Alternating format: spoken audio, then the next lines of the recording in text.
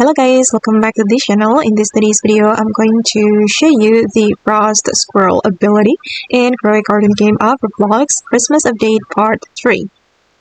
Okay, let's get into it guys. This is one of the pets from the Christmas Update Part 3. And if you want to get the Frost Squirrel, you need to earn the Winter Egg first. I'm going to show you the possibility to get the Frost Squirrel.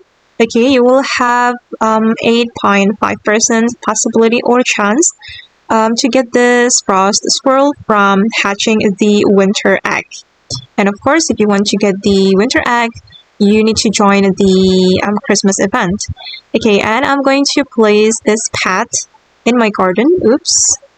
Wait guys, I'm going to... Oh, I have already placed this pet. I have 2 Frost Squirrels, and this is the ability.